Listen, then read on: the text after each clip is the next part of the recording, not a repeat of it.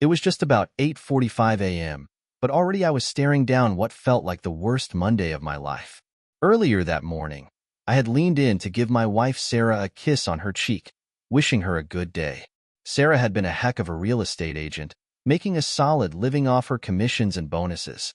Honestly, she was a pro at what she did, and I admired her hustle.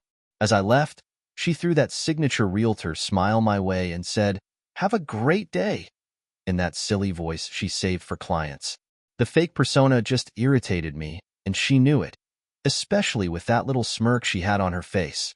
It was like she had some secret stashed away. With thoughts of my work pile weighing heavy on my mind, I made my way to the office. Reports were stacked up on my desk, waiting for my attention, and I was already feeling buried under the pressure. As usual, I rolled in at 7:45 a.m., dropped my briefcase down, and headed straight for the break room for a cup of coffee. However, standing at the urinal that morning took a turn for the worse. I felt a pain shooting through me that was sharp and intense, and before I knew it, I screamed out. My supervisor, Doug Reynolds, was at the next urinal over and rushed over. "Greg, what the heck is going on?" he said, concern etched all over his face. "I feel like I'm on fire," I rasped, hardly believing what was happening. We looked down into the urinal and, to my horror, I saw a yellowish-green stain that sent waves of nausea through my stomach. "Man, that's rough," Doug replied. "Look, you need to get checked out. Let me know what the doctor says."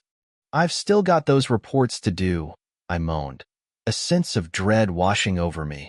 "Don't worry about it," he reassured me. "I'll handle them for now. You just focus on getting yourself taken care of. You've got sick leave saved up, so don't hesitate to take a few days if you need them." "Thanks, Doug." I appreciated his understanding, but I hated to leave my work hanging. He slapped my back with a friendly smile, trying to lighten the mood. I splashed some cold water on my face and headed back to my office. Before I left, I let the receptionist know that I'd be out for the day, maybe longer if things went south. I considered visiting my regular doctor, but he had an office on the far side of town. I figured it was a waste of time, so I decided to hit up the urgent care clinic just a few blocks away. They took samples and had me waiting in the lobby while they ran the tests. It felt like ages before a nurse finally called, "Greg Thompson?" The young woman looked at me like I had two heads, and I couldn't shake the feeling that I was in a horror movie. I got up and followed her into the exam room, where she instructed me to take a seat. Her tone was anything but warm, and I felt uneasy with every passing second. She started checking my vitals, blood pressure, temperature, all that fun stuff, before saying, "The doctor will be in shortly." After a few agonizing minutes, a doctor walked in, an older guy in a white coat. My heart raced as he sat down with a folder. "Mr. Thompson," he said, looking serious, "your test results have come back, and unfortunately, it looks like you have a pretty bad case of gonorrhea." My first thought was disbelief. "What? How is that even possible?" "It's a sexually transmitted disease," he replied, looking at me like I was some kind of moron. "I will prescribe you antibiotics, and you need to avoid any sexual activity for a week once treatment is done. If the symptoms don't clear up, you'll need to see your regular doctor." He kept talking, explaining that they were running other tests, which might take weeks to get results for. And then he dropped the bomb that he needed a list of everyone I had been intimate with lately. Just my wife," I said sheepishly. He frowned, as if he was trying to process that information.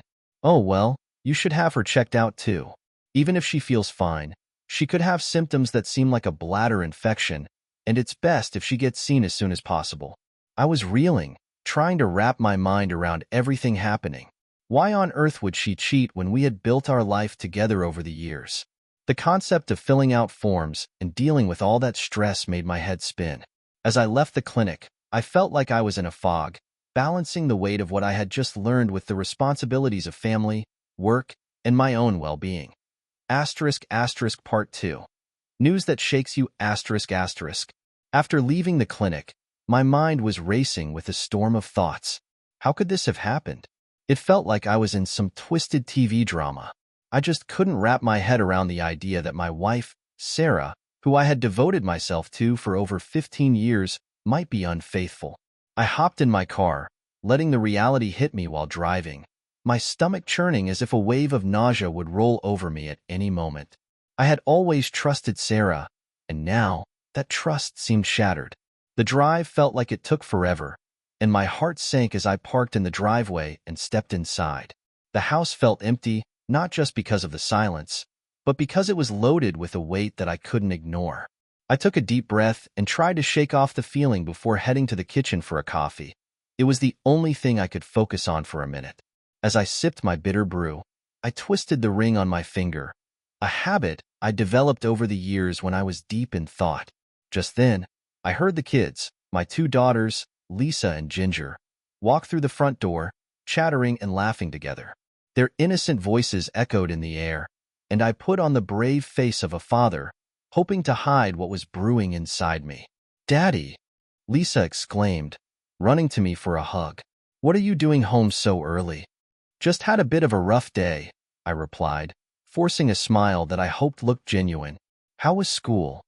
"Boring," Ginger piped up, her pigtails bobbing as she stormed into the kitchen.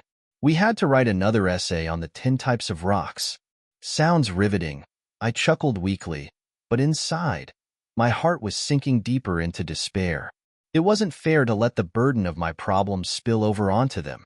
They were still too young to deal with adult issues, especially the heartaches I now faced. After a brief chat filled with giggles and complaints about school lunches, I managed to steer the conversation toward dinner, saying I was going to make something special. The girls quickly perked up at the thought, and the kitchen buzzed with energy as they helped gather ingredients. I felt a little more grounded, even if just for a moment. As we stirred and chopped, my mind kept wandering back to Sarah and the doctor's words.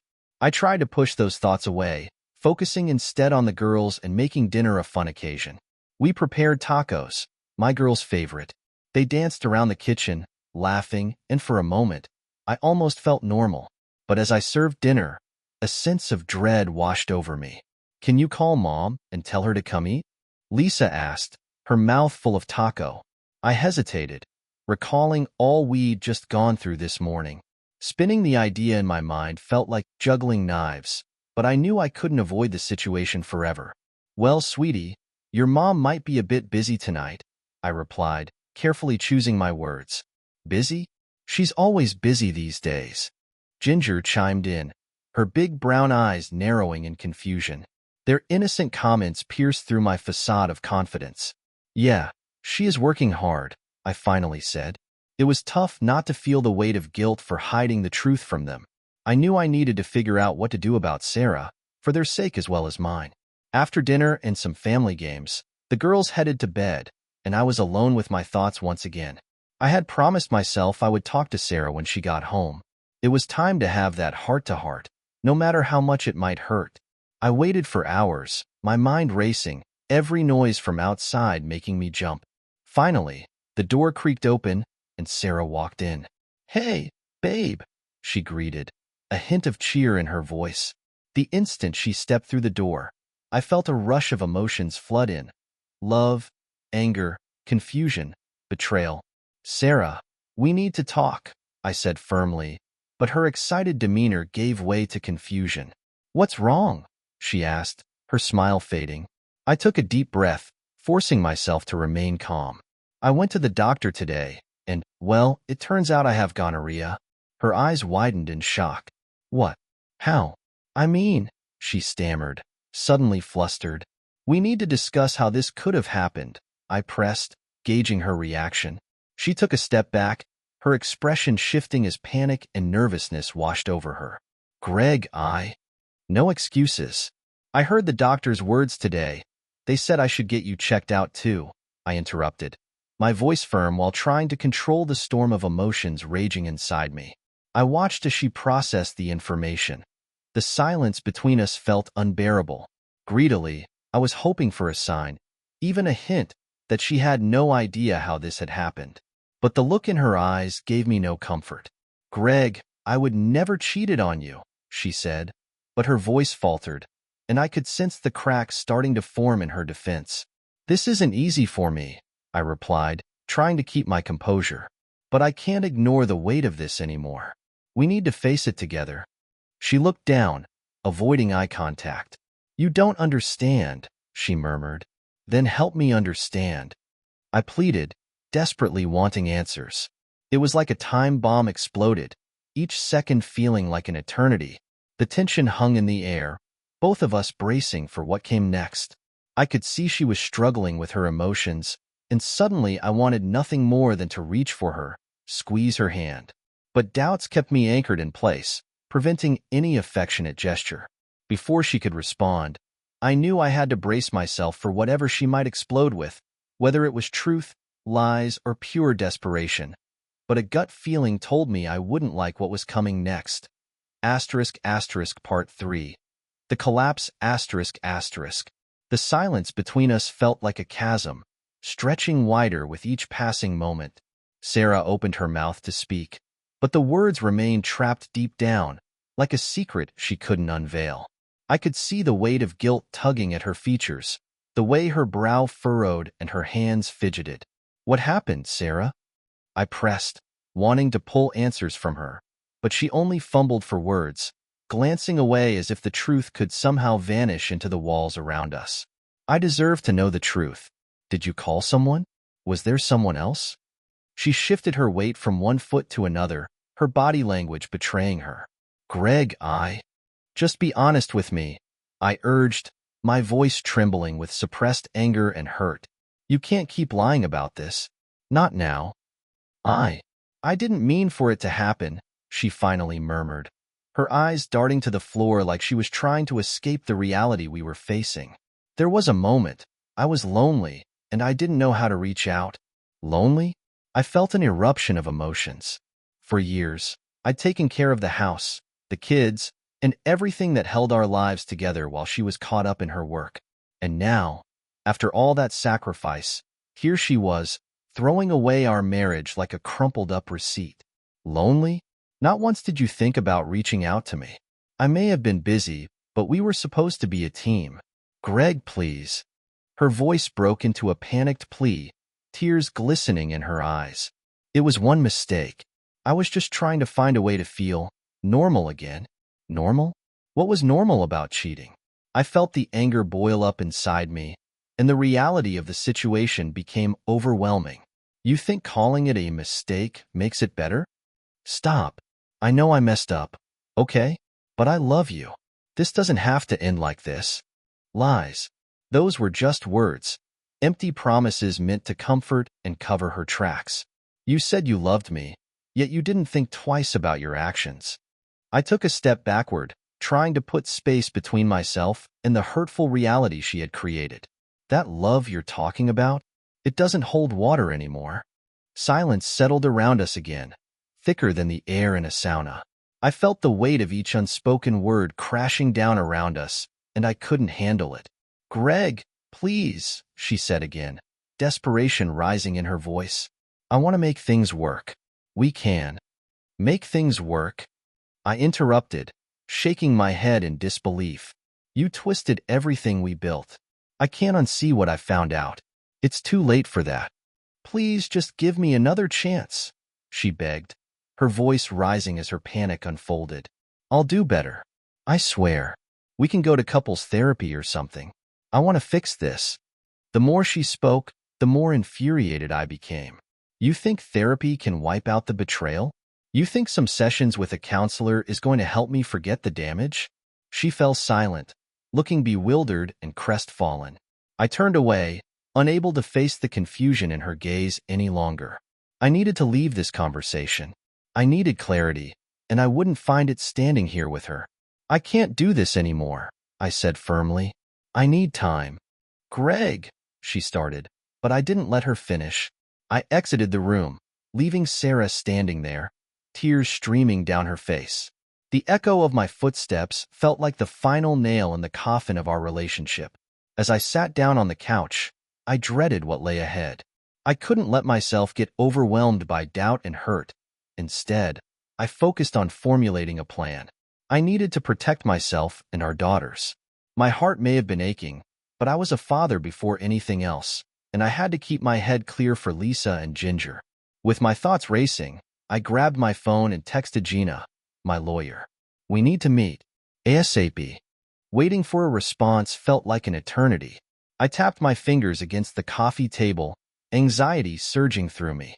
Maps of evidence swirled around my head, the unrelenting images from the day, the doctors, the drive home, the confrontation, and finally the late-night call from Loretta. As I waited, I glanced at the family photos lining the walls. Smiling faces stared back at me, memories etched in frames. Such a stark contrast to what I was now facing. Suddenly, the tired tension of the past days swelled up within me like a volcano. My phone vibrated. It was Gina. "Are you free to meet in an hour?" "Yes." "Where?" I quickly replied. "Let's meet at the office." An hour felt like 10, but finally, I was on my way. The drive felt endless, each red light and detour fueling my impatience. By the time I arrived at the office, I was ready to explode. "Hey, Greg," Gina greeted me, her warm smile doing little to ease my turmoil. "Let's sit down and talk about what's next." I sank into the chair, feeling the weight of the world pressing down on my shoulders. "I need to know what to do about Sarah." Gina looked at me sympathetically. "We can discuss the divorce and how to address custody, but it might get complicated." "Complicated?" I snapped, frustration bubbling to the surface. "This is a nightmare. I just want to protect my girls." "We will outline a strategy," she assured me. "You'll need to gather evidence, everything related to the affair and your finances." "Yes, I've already started," I said, recalling the discovery about her bank statements. "There's more to her secret life than I realized." "Good," Gina said, pulling out a folder. "Let's map this out. Your priority is custody of your daughters and ensuring they're protected from any potential fallout. Right?" I nodded, feeling a flicker of hope powering through the shadows. As she laid out my options and the paperwork needed for the divorce, it struck me. This was the beginning of the process I had dreaded, yet I knew I couldn't back down now.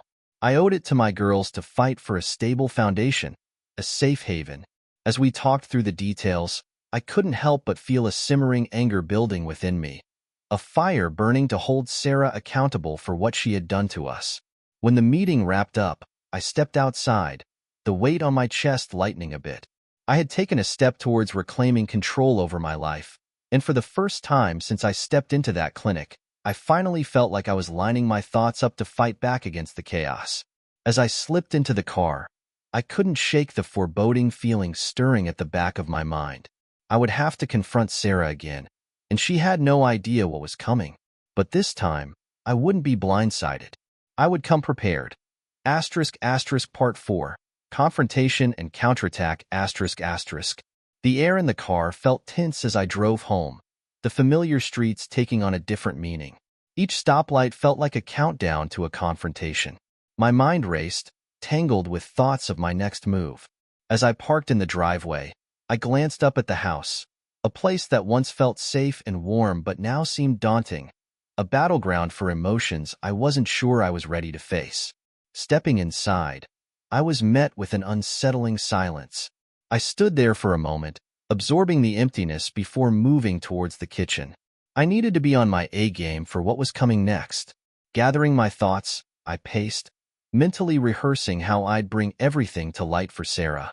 I had questions, and I demanded answers. Thinking about my daughters, Lisa and Ginger, only added fuel to my resolve. I couldn't let this slide. Their futures depended on how I handled this mess. Just as I was about to get a glass of water, the door creaked open, revealing Sarah's silhouette as she stepped inside. My pulse quickened, and the weight of the moment pressed down around us, a tangible tension filling the air. "Hey, you're home," she said brightly, but I could hear the forced cheerfulness in her tone, the same high-pitched volume that sent off alarm bells. "Yeah, we need to talk," I said, my voice steady but firm, determined to set the tone immediately. Her smile wavered, replaced with a cautious look. "Talk about what?" I crossed my arms, holding her gaze. "The doctor's visit, the diagnosis, and what that means for us moving forward." She shifted uneasily, glancing at the floor. "Greg, Stop right there," I interrupted, cutting her off. "I'm not in the mood for excuses or misdirection. We're done with that. Just tell me the truth." "Okay," she said, her voice trembling slightly. "I know this is overwhelming, but I never thought it would get to this point. I was just feeling so lost. Lost? I scoffed, the anger bubbling beneath the surface. You put yourself in this position. You think running around behind my back was how you could find yourself? I didn't mean to hurt you, she replied, her voice shaky, tears glazing her eyes. And yet here we are, I shot back, a coldness creeping into my words. I was blindsided today. I'd like to know everything there is to know. I'm done playing nice or pretending. Seeing her face twisted in agony stirred a part of me that felt bad, momentarily. But the anger and betrayal were dominating. I need to know if you were with anyone else, I pressed, the questions pouring out like unfiltered rage. The doctor said I should have you tested, and it makes sense. So, what are you waiting for? Sarah looked away, biting her lip as if holding back the flood of truths. Greg, please, it was just a mistake. I wasn't thinking straight. Not thinking straight? I echoed incredulously. You think that's justification? Your tactics were calculated, and you're telling me it was just a mistake? I deserve better than that. She flinched at my words, the realization that her actions were laid bare and exposed. I was lonely and scared, she finally whispered. I feel like I lost a part of myself with work and being a mom. Her vulnerability began to seep through my hard exterior. You think that gives you a free pass? I countered, pacing around the room. Suddenly, the emotion shifted. I am not responsible for your choices. This is on you, and it's costing us everything. She opened her mouth to protest, but I cut her off once again with an assertiveness I didn't know I had. You put my name in jeopardy, our life in jeopardy, all for a fling. Her silence spoke volumes, and I felt satisfaction at having her cornered, a sliver of triumph in the midst of chaos. I can't marry someone who betrays our vows, I stated coldly, approaching her with resolve. It's over, Sarah. The idea of us living in some fantasy that everything's all right while you sidestep loyalty? I refuse to settle for that. I will do better, she pleaded desperately, reaching toward me, but I stepped back, not allowing her to touch me. Please, let's not throw away 15 years over a mistake. A mistake? This is more than a mistake. I shot back, my voice rising. This is betrayal. You need to face the consequences of your actions. As the tension grew thicker, Marissa began to cry silently, and a part of me softened despite the piercing anger of the moment. But chastisement won over sympathy. I know you think saying sorry is enough, but it isn't, I pressed, relentless. I'll change, I promise. I'll go to counseling, anything, she sobbed.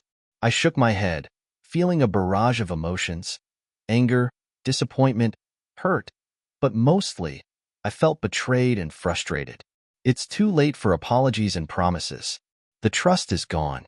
You've shattered this family, and nothing you say can fix it. As she broke down in front of me, a mixture of shame and regret, my heart twisted. But I couldn't get caught up in those emotions anymore. I had to put the safety of my girls first. I'm filing for divorce. Each word slashed the air between us like a knife. What? She gasped, disbelief plastered across her face. It's done, Sarah. I'm done. I'm prioritizing our daughters, and right now, I don't see how I can do that if you're still in my life. Please don't do this, she choked out, reaching for me again. But this time, I stood firm. I'm sorry you feel this way, but you need to understand, this is not just your life at stake, it's ours. I won't share custody of my girls with someone capable of this type of deceit. You have a lot to think about, and facing the consequences is just the beginning. Don't think this is just about us anymore. I couldn't bear to linger any longer. Spinning on my heel, I headed for the door, ready to escape what I could only describe as a nightmare I never wanted to ensnare myself in. As I walked outside, I felt the last grip of adrenaline fade, replaced by a hollow ache in my chest. I needed to regroup and focus on my daughters. They were my priority now, and I was determined to salvage the life we had before it all crashed down. Driving away from the house, I felt a mix of relief and anguish. I needed the road and some solitude to find clarity, knowing full well this was a war. Not just for my sanity, but also for the bright futures of Lisa and Ginger. The fight had only just begun, and I would be ready. Part 5. Moving forward. The drive from Sarah's place to my parents' house felt surreal.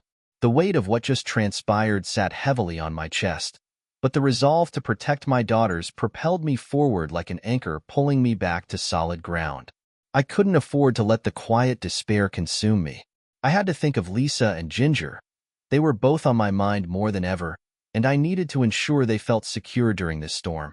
When I finally pulled into the familiar driveway, I took a moment to gather myself. I closed my eyes, inhaling the warm evening air.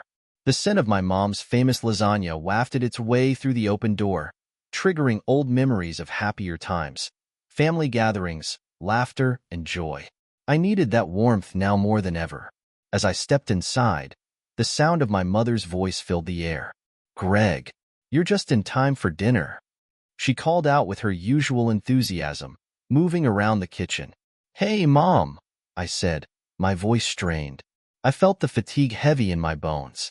My dad appeared behind her, a smile spreading across his face. "There's my boy. How'd it go?" he asked, pouring himself a glass of iced tea. When I hesitated, my mother's expression shifted from excitement to concern. "Everything okay?" she asked gently, her maternal instincts kicking in. "Not really, Mom," I admitted, easing into a chair at the table. "There's a lot to unpack." My parents exchanged worried glances but stayed silent, giving me the space to sort through my thoughts. With a deep breath, I began to relay the day's events: my doctor's appointment, the news of the STD, and what I had just confronted Sarah about. The weight of my words hung in the air, mixing with the aroma of lasagna as I spoke. "Oh, sweetheart," my mom murmured, shaking her head in disbelief. How could she? Once I finished, I looked up to see my dad's expression turn somber. "You did the right thing, son. You have to put the girls first." "Yeah, but I'm going to need to file for divorce," I replied, my voice low as I navigated my way through the emotions swirling in my gut. "And I'm worried about the kids. They deserve so much better than this." My mom placed a steadying hand on my arm. "They will adjust, Greg. You're their rock. Just remain honest with them and let them know they're loved." "Mom, I'm asking for sole custody." I glanced at her, my heart breaking at the thought of my daughters having to process all of this. "I want to protect them from the fallout as much as I can." "And you should," my dad chimed in. "The best thing you can do now is keep them safe. We're here to help however you need us." Thankful tears pricked my eyes. I just don't understand how she could do this after everything we've been through. 15 years. "Some people don't know how to appreciate what they have until it's gone," my dad said with a weight of truth behind it. "You've done your part, Greg. Now you need to take care of yourself and your kids." That simple support, a reminder that I wasn't alone in this battle, was enough to restore some strength within me. We spent a bit more time discussing what I would need to prepare for the divorce, then naturally, the conversation turned to my favorite subject, food. My mother rolled out a steaming pan of lasagna. "Now, let's eat before it gets cold." As I dug into dinner, the flavors cascaded over my tongue, comfort washing over me. Family dinners were one of my lifelines, a time when everything else faded into the background. If I could fall into these moments with my parents and daughters, perhaps I could wrap them in a cocoon of love for as long as I could.